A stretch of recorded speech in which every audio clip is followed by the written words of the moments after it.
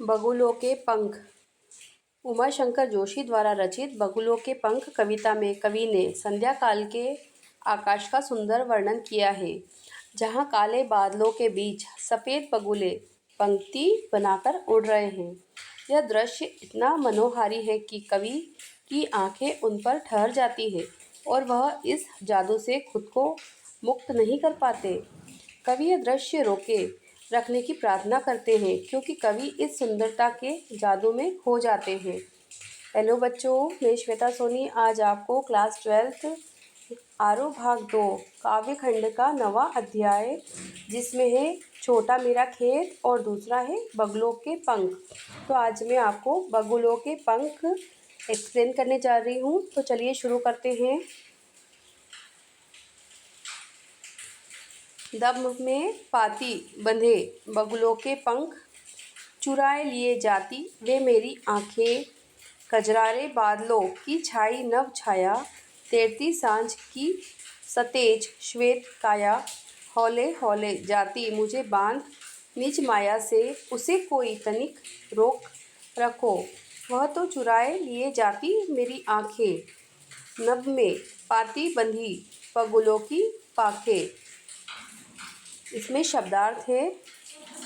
नभ का है आकाश, पाती बांधे एक पंक्ति में कतार में। कजरारे काजल की तरह काले, छाया घटा बादलों से घिरा हुआ।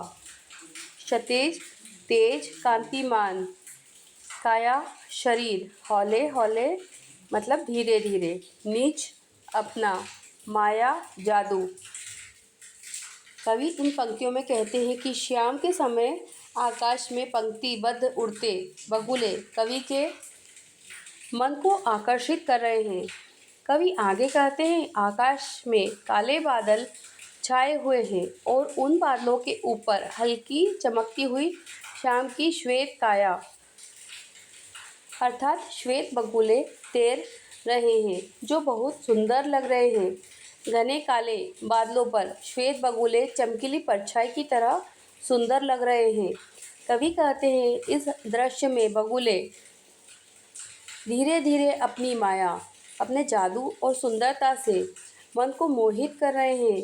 कवि चाहते हैं कि इस प्राकृतिक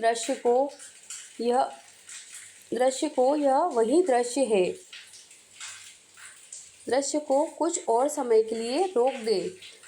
यह वही दृश्य है जो कवि को आकर्षित करते हैं। आकाश में उड़ते पंक्तिबद्ध बगुले कवि की आंखों में समाये हुए हैं। तो ये थी बच्चों बगुलों की पंख का explanation. Thank you so much.